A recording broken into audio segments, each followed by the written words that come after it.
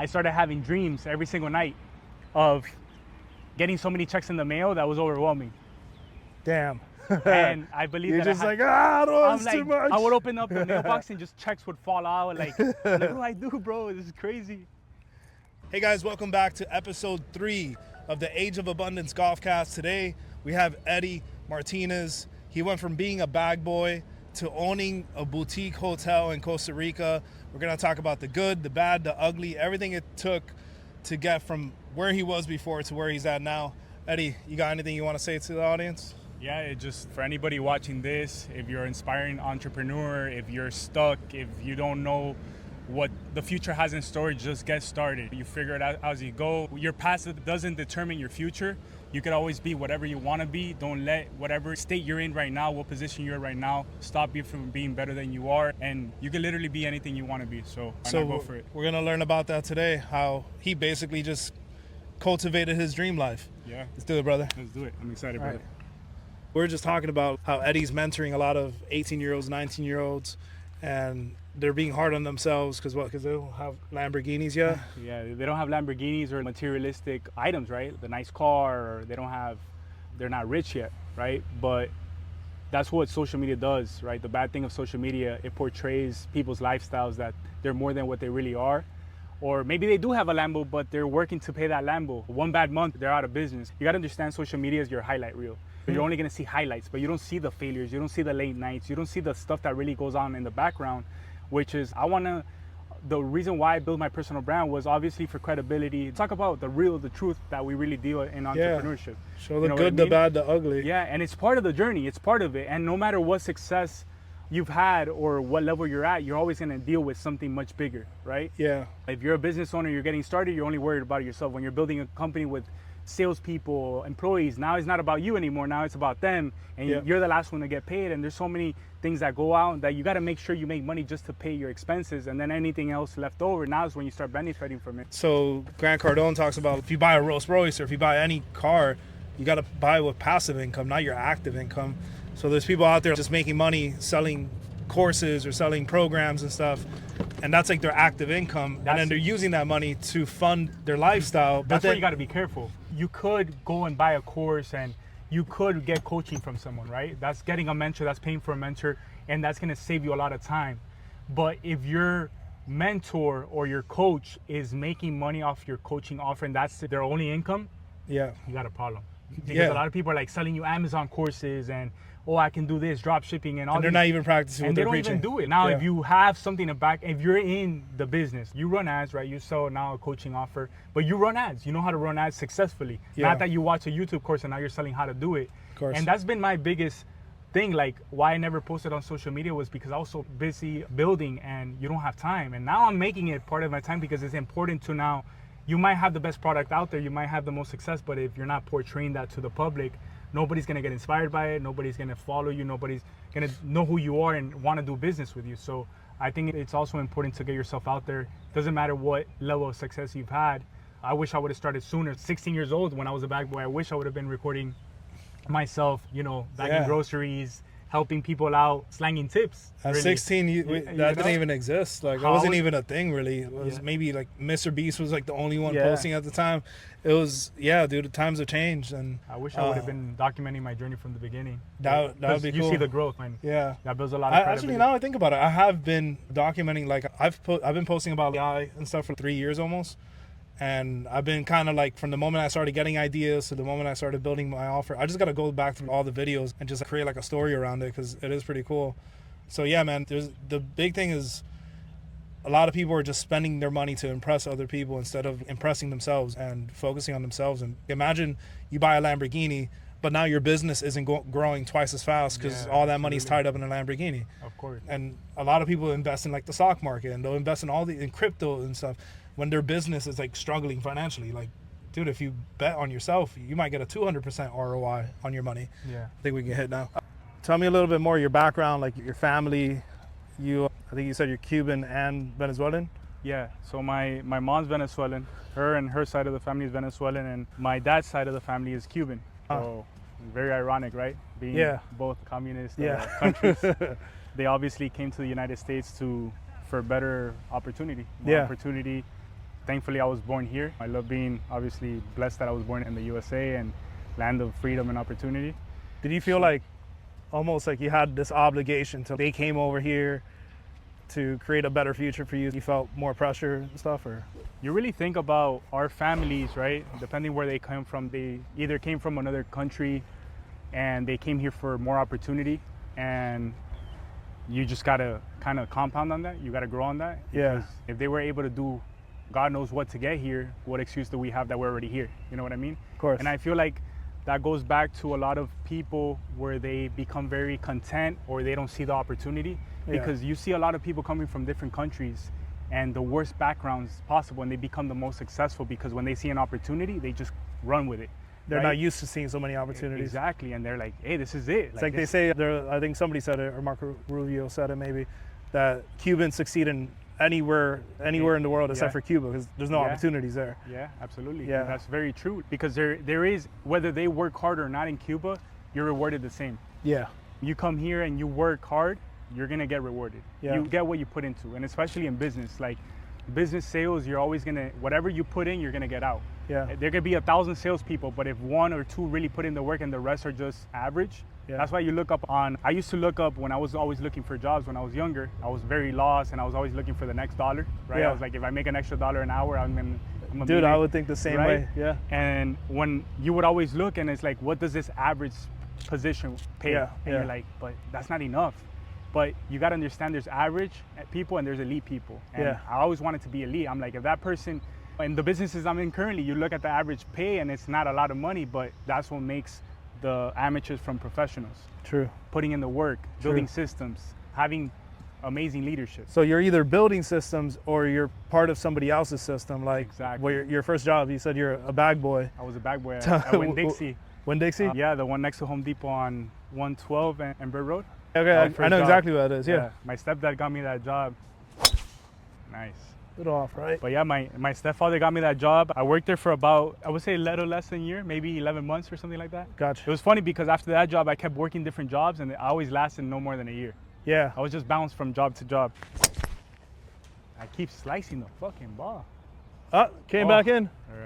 Can't be too hard on myself. Yeah. Dude, this is all progress. No, I haven't played, bro. It's all progress. So it's kind of like I had a similar first job where I was at Party City. First, I was just an intern for Halloween, a 3-month thing. But if you do really well, they're gonna hire one stock boy, and that person was making $8 an hour. And I was thinking the same thing. I'm like, damn, imagine what I would do with an extra $1 an hour. Exactly. And I was in high school when I had my first job at Winn-Dixie, and I was making $7.25 an hour. Yeah. That was base salary at the time. That was what I was when I first started Party City too. And I would talk to other people in school, and they would be like, "Oh, I'm making $13 an hour." I'm like, "Shit!" I'm like, "How are you making $13 an hour?" It's like, if I was making $13 an hour, which fast forward now, you make $13 an hour, it's still not a lot, but at that time, it all goes to your mindset, and obviously, as a kid, you don't really have a lot of expenses. Yeah, of course. You're living with your parents and stuff. Exactly. So yeah, dude, working by the hour. Then what was the moment you're like, you know what? I gotta get into sales. Why am I getting paid working by the hour? I ran into this friend from high school, and his I think it was his sister-in-law. She was a manager at Aldo Shoes.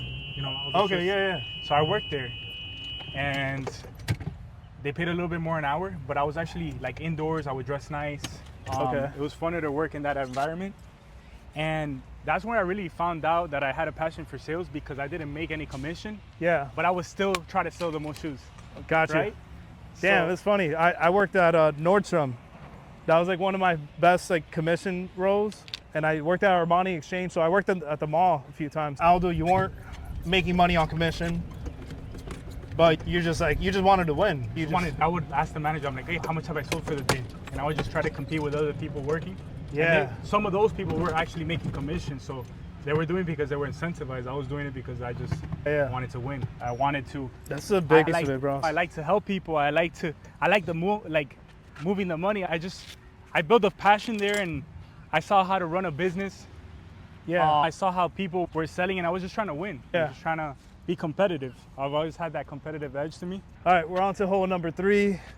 Let's keep the story going. So you told me earlier about you pulled a Jim Carrey. You know why I say that? Go ahead. Jim Carrey, he wrote himself a check for $5 million. Oh, and then he got, I think it was Dumb and Dumber or The Mask. He got one of those. So you told me the same thing. What was that story? So when I was still trying to figure out, I was just getting started in public adjusting at the time. I had a digital marketing agency, and I would just write myself. There's an app called Secret. The Secret. Okay. So I think it's based on a book and a documentary. The Secret, yeah. I watched that documentary when I was there's in an network app, marketing. There's an app that you can write yourself checks. And what you do is you write yourself a check, and every day you get a notification that you receive money. Okay. So what it does is really creates, it removes your limiting beliefs, and it creates more of an abundant mindset. Okay. Of you just receiving checks.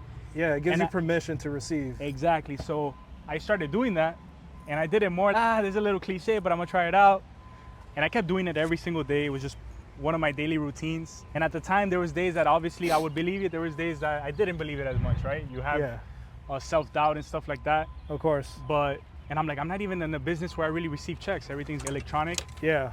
Funny enough, around that time I started getting into public adjusting, and insurance companies pay out via checks. That's how they pay. Yeah. So a couple years passed by, and I started receiving all these checks from insurance companies and making money off the contingency, representing homeowners and business owners.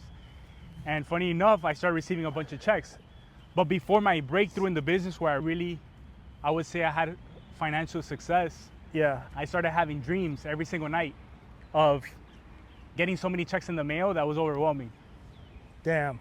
And I believe You're that just it's too much. I would open up the mailbox and just checks would fall out. Like, what do I do, bro? This is crazy.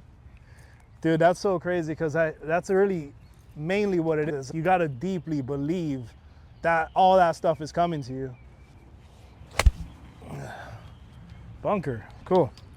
So from that moment that you're having those dreams, what transpired in your life after, in real life, not in dreams? So after that, around that time, I was having success in the business, but not the success that I would say hoping for or inspired to have, right? Yeah. I wanted to be very successful and stuff like that financially. And Hurricane Ian hits. And for anybody in the home service business, from roofing, contractors, restoration companies, public adjuster, we hope for hurricanes, because that's where we monetize, right? Yeah. That's where we get very busy. You guys manifest hurricanes. Yeah. I didn't even manifest hurricanes, but if the opportunity is there, we're helping people at the same time, but we're also benefiting. No, of course. And my cousin's an attorney here in Coral Gables. For insurance? Yeah. Yeah, so I get it. So if you want, hit and let's jump in the car so we can. Part 3. I lost it. Oh, you had it. I think it was a little too much club. Yeah. It was a good swing though. Yeah, it was a great swing. So that hurricane season. Ian, was it? Ian. So Hurricane Ian was it destroyed a lot, unfortunately. But I was able to help out a lot of homeowners. And unfortunately, the reason why we're in business is because the insurance company doesn't hold their side of the bargain when it comes to policy. Yeah. Obviously, when you have a policy, you policy, gotta protect the homeowner. Exactly. So the same way that the insurance company has an adjuster representing them, I represent the homeowner to make sure that they're compensated in pre-loss conditions. So you're like the insurance company's worst nightmare, basically. Yeah. They don't like us. They don't like us. But we're only in business because if they paid what they were supposed to pay, we wouldn't be in the business, right? Yeah. So they obviously have someone that's. It's just like it's the same thing as a divorce attorney, right? Each partner should have their own attorney. Exactly. If not, they're gonna get screwed over. If not, it's very biased. We hired an adjuster, but the adjuster who pays who hired him? Yeah, and they do. Not all adjusters, but majority of them are inexperienced. Yeah. They're paid. Most of them. Everybody has a different pay structure. Some of them are paid a fee. Yeah. So whether they do a large loss estimate or smaller, it doesn't really matter. And it really, at the end of the day, maybe they did an amazing job on the estimate, and they kick it back to the desk adjuster, and they'll eliminate a lot of line items, which the insurance company has been looked into that for that reason. Gotcha. And if you look on 60 Minutes, there's actually a family had a large loss from Hurricane Ian. The adjuster wrote down everything. I think it was over 200K in an estimate. And when the insured got the check, it was like, I think it was less than 30 grand or something like that. Damn. Why? Because the desk adjuster tampered with the estimate. So there's a lot of, if they would just do things right from the beginning, we wouldn't have business and we wouldn't have to go after the insurance and we wouldn't have to represent homeowners. Even if they did it right, you still want somebody to represent Absolutely. you just Yeah. in case, right? Yeah, even though a lot of homeowners, if they're happy with their check, Yeah. we don't really go after, but we always take a look to see if they were paid rightfully. Yeah. You wanna Exactly. At least get a second opinion. We're bunker buddies right now. Ooh, nice. It's a little parsley. Shit, bro. Thanks. Nice fucking butt. I had to learn like all this stuff myself, and it was a blessing, dude, when I did, because I started a TikTok ad agency first called TikTitans, and that's when I started doing lead generation for different people. I had a buddy from high school that he was spending a bunch of money on leads. He had a big insurance team, and we started helping him with leads, and dude, they started getting $1.25 leads immediately, and they scaled to 100K a month on TikTok super fast. Nice. First 60 days. And I'm mainly a product developer. That's what I consider myself more of. Like an inventor. Yeah, so I try to think of like, where's the value in the future, not right now. And the more I looked into it, the more I'm like, all right, the value isn't having all these people outsource their marketing and taking control of their stuff. In the future, people are going to be able to manage their own stuff. They're going to know how to do this stuff themselves. And if I can just give them the right strategy and coach them on the right strategy, then I can create a coaching offer and do basically what Alex Hormozi did, but my niche, and then golf a lot more. And bro, it's been a challenge because a big part of it is kind of like, imagine fitness coaching, you give people exactly what they need to do and they just don't do it. Yeah. And that would, like, for the past couple of years, it's been me trying to figure out how can I be a better coach and actually get people to execute. Honestly, you know what the difference between, I'm like a part of a lot of high level masterminds. Yeah. Masterminds you got to pay a lot of money for. Yeah. And you know what the difference between a cheap offer and an expensive offer is?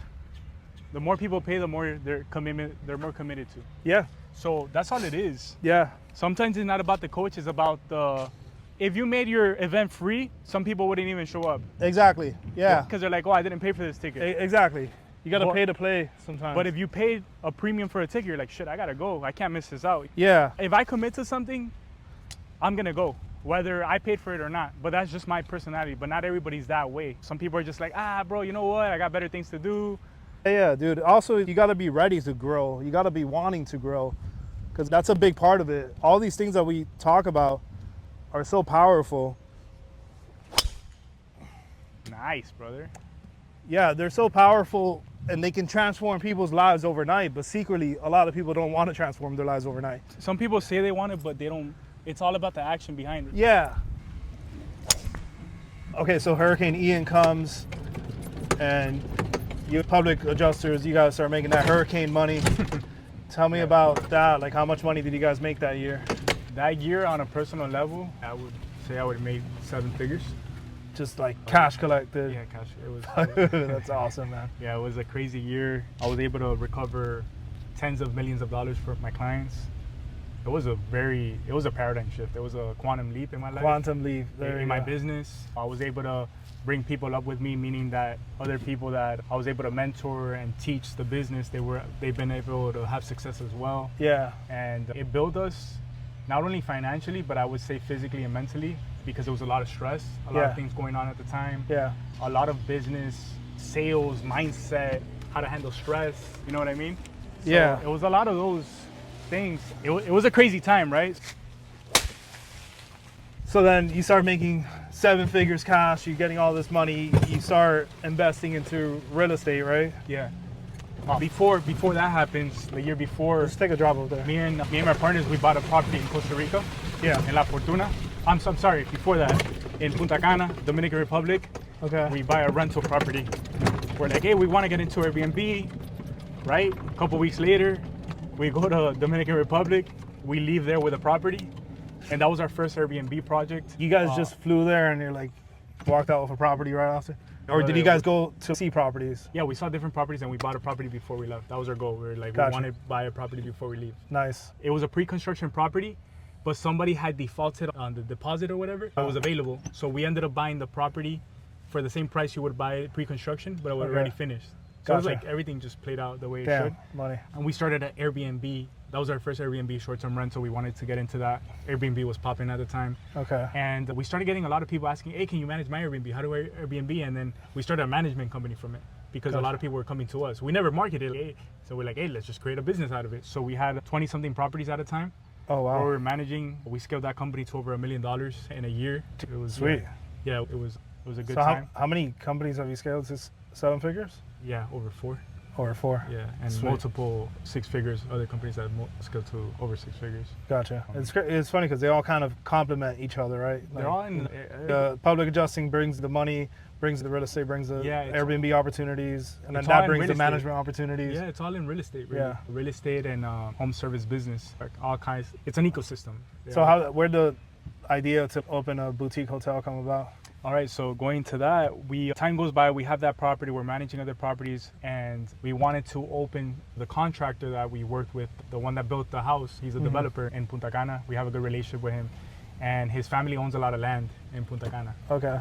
And so what he does is he buys the land from his family, develops. Buys land from his family, develops, right? Gotcha. So they had a nice piece of land by the water, very isolated. So we were like, hey, what if we do these container homes in this area? But the build out was close to $2 million. It was like 1.7, 1.6. Gotcha. So we're like, shit, it's a pretty steep investment to then make our ROI. You have to pay cash for a lot of these things because outside of the country, outside of the US, financing is not as easy as it is here. Yeah. Down payments are a lot bigger too. So my partner, around that time, he goes to Punta Cana. He goes to La Fortuna, Costa Rica with his family. Okay. And he stays at a boutique hotel with 32 units. Gotcha. And he liked the idea. He's like, hey, this place is sick. He talks to the bartender, right? Sometimes you just say things and you gotta be a little delusional. He starts talking to the bartender. He's like, hey, I wanna invest here. Yeah. He goes, hey, I know a guy. Easy. Nice. Get up. He goes, hey, I know a guy. So that guy he has a little resort. It's not a little resort anymore, but he has container homes, but he has a water park. And in Costa Rica, there's something called hot springs, termalitas. So he has basically a resort and a park of that, like an amusement park of that. Gotcha. So puts us in contact with him. Somebody ends up selling a land. Now my friends say, hey, there's a land for sale. And I'm like, you know when you're like, hey, I'm down, Yeah. but I'm down later on? Yeah. Everything started happening so fast. And you're just like, all right, whatever. Oh, fuck, shit, what do we do? Start coming up we're with 185 out here. If you want to. Yeah, I'll do 8. Yeah, I did a 7, but I hit it chunky. So then from there, you went from thinking this was going to be something you do in the future. Yeah, like it was a great idea. And at that time I was trying to scale my company. And so we ended up talking to another friend of ours and he ended up investing as well. So we did a partnership and it was just, everything happened so fast, man. Yeah. And then the same contractor that I told you about, he helped us with the build. All right, we are going to hole number 6. And it's been a good day so far. I thought it was going to rain. It's looking good. It's getting better. I had to put my glasses back on. Yeah, it's definitely getting better. So then what's like next, man? I know you're doing a lot of investing. Like you're obviously going to keep crushing it, doing what you're doing. What are some of your goals over these next, let's say 5 years, 10 years? And yeah, just that 5-year plan is expanding the businesses, continue to grow nationwide, our companies, our real estate company as well, grow our portfolio and help other people out as well. And I'm working something obviously in the, like I told you, in the insurance space as well, in the life insurance. Because I feel like that's a vehicle that everybody needs to wifey's like working more on that side of things. With her, so it's fun. She's building her team and stuff? Yeah, we're building the company together. It's exciting because my wife's been working with me for a very long time now. Yeah. And I feel like that's a blessing because not everybody can, it's hard to separate personal life for business. Yeah. Sometimes at the end of the day, I'm right now in the position she's in. We work together, right? I never say she works for me. I never see it that we're a team. Yeah. And sometimes I'm not the easiest to work with and I have to tell her some stuff and I snap and then 20 minutes later she's, baby, what do you want to have for lunch? So we know how to separate both. So yeah, we have a good dynamic going on and we're going to build something together for our future family. And that's important, man. That's so important. Like being able to give each other feedback without, because there's a lot of ego in relationships and stuff. And she's my biggest critic and my biggest supporter. This is probably the shortest par 3 ever. So this should be like 96 yards or something. So in other words, we should be able to make a hole in one pretty easily. I hope so. Let's see. No bueno. What's the craziest thing that's happened in business? The biggest oh shit moment? One time, firing 13 employees in one day. Oh, what? Yeah, that wasn't fun. Damn. That was because you couldn't make payroll, or? No, we had to downsize the company. We had a internal fallout with one of our partners, and we kind of had to just trim the company down. But everything happens for a reason, right? Yeah. That's definitely a level of leadership that really builds tough skin. It's not easy to do something like that. No, for sure. And having a fallout with one of our partners, definitely that's been one of them. Empires are broken within. Anytime there's an issue in an empire or in a business, in a big organization, it's never from a competition or an enemy. It's always within the company. It's all internal. Internal, exactly. Wow, it's crazy. That's pretty deep. I'll tell you why. Okay, come back. Like everything else, right? If things are falling apart in your own life, it's probably internal. It all starts internal. It's important to go to the gym and take care of your health, right? Not only to look good, but to feel good and to be aligned. Because you go to the gym, right? Yeah. You work out. When you don't go to the gym, you feel weird. You Yeah. feel off. You feel unaligned. And think of it, I had a good friend of mine tell me this one time. He told me, if you can't take care of your body, what makes you think you can take care of your business and control your business? And that, I've never forgot. He told me that 5 years ago, and that's always stuck with me. And it's very important. You got to take care of yourself before you can take care of others. And it goes so many different ways. A lot of people have good hearts, great hearts, a heart of gold. Think of it like you're climbing a mountain and you're with people. And if you haven't climbed the top, how are you going to go and put your arm down and help them up when you're still trying to climb yourself? And then the people that need that help, they're lacking some kind of energy, and people buy your energy. So when you're showing up and you're being intentional, you have the right energy, you went to the gym that morning, it just all transpires in your life and your team and everybody around you. That energy. Yeah, you got, like that's your. When I first got started in business, I wanted to help everybody out. Yeah. But the most important thing is I had to help myself before I could help other people. I was like, oh, I would help this person. I'm like, but I'm not in a place to help. So I got very selfish. Yeah. I had the success, and then I went back to being the selfless person that I was to now help other people. And I feel like everybody should follow that, because sometimes you may be stuck because you're trying to help other people before yourself.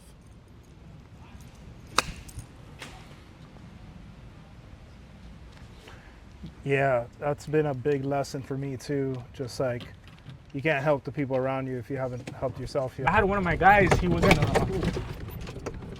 his mom's making him go to school, right?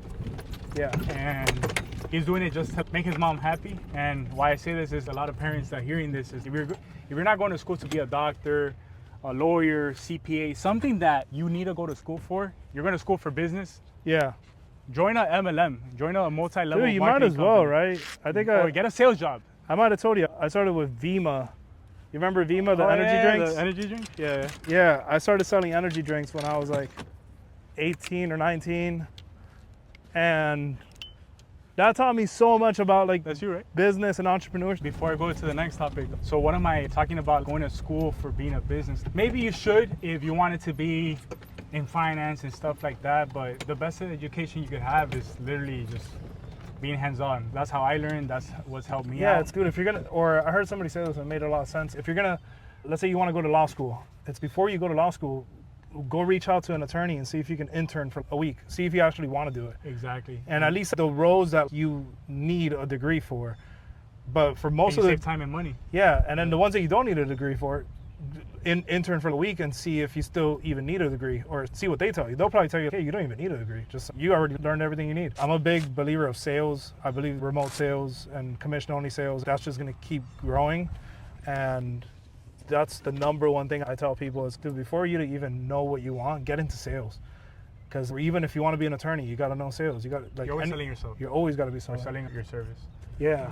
So we are in hole number 9, Granada. Damn, we've learned a lot today. From the very beginning to having immigrant parents and being a bag boy making $7.25 an hour, to making multimillionaires, company doing 8 figures or more, multiple 7-figure businesses. Anything else you want to just make sure whoever's watching this, they really understand this one thing so that they have success as well. Brother, one quote that has gotten me through every phase is, when you have nothing to lose, so just go. It's a lot of the time you're like, oh, you're thinking of, oh, what if I quit my job and this business doesn't work out, or if I go all in, you can always get a job. And sometimes I feel like if all things go out the way that you don't want it to go, you could always go back to something even better. I've seen people that have lost their jobs and it was for the greater cause, because if it was never for them losing, they never would have found a better opportunity. And why I say that is to say that sometimes you just got to go The risk. You got to take the risk. There's no reward without risk, and the best investment you can make is in yourself. The person you should believe in the most is yourself. You have to have self-belief, and then the results will speak for themselves eventually. When other people start to delusional, believe, and you have to be delusional. And there's gonna be people around you, like some of the people you mentioned that maybe weren't a big fan of you. Yeah. And you just gotta block that noise, and you gotta believe in you. And the more success you have, the more noise you're gonna have, the more evidence, haters, the more, yeah. But that's only a byproduct of that you're doing the right thing, right? You're on the right People path. that are doing less are always gonna say that you're doing the wrong things, or they're gonna criticize, but they're not doing. You'll never see haters people at doing the top better are than collaborating. They're inspiring each Yeah. other. You know what I mean? It's just a different proximity. People that are doing less than you are never gonna get inspired, and eventually they're the first people to watch everything you do. Yeah. They know everything that's going on in your life and stuff because they're always watching, and eventually they will become a fan and be like, you know what? And that's only because a reflection of their insecurities. That's it. That's all it is. It's their insecurities. It's a world of projections, bro. Like That's all it is. Like I started posting on social media this year, and I'm pretty sure I have a lot of hateful comments, and I have fun with it. I'm just having fun with it. When I get the hateful comments, I get the most excited, and I write back and stuff, and it helps the algorithm at the end of the day. But it's just like those people are so insecure with their life, and it's sad to see. But eventually, hopefully something, hopefully they find God, hopefully they find themselves, and they're able to take that leap of faith. In other words, whoever is doing that, they're not living in gratitude. They're not. They're living in like I feel bad for envy them. and fear and scarcity, and it takes a scarcity mindset to say, oh, this guy's bullshit. He's not making that much money. Yeah, that's because you're projecting your own insecurities. Exactly. All right, we're on hole 9 now. I'm gonna turn the camera on so we can keep chatting, and we'll boom. Cool. Yeah, so we're gonna now tee off. This is the last hole, and I'm gonna hit a 380. He's gonna hit 425. Let's see what happens. I'm gonna slice it 425. Oh no! You shifted the body way too much that time. Yeah. I think Oh, sorry. you hit the nicest roof on the neighborhood. Yeah. Hey, if you have property damage, call an adjuster. Go leave your business card over there. All right, so just to close this off, we did talk about how a lot of people spend money on shit just to impress other people. Now, Eddie was talking about like he did it the right way. He invested in himself, invested in his business, and now he has a freaking Batmobile. What is this even? This is so sick. Yeah. What type of Mercedes is this? This is a GT53. GT53. Yeah. These Jesus. things are not important. What's the price tag on one of these? This brand new is like 140. I got it for like 96. Damn. Yeah. Can I see the interior? Of course. Let me open it up. This is sick.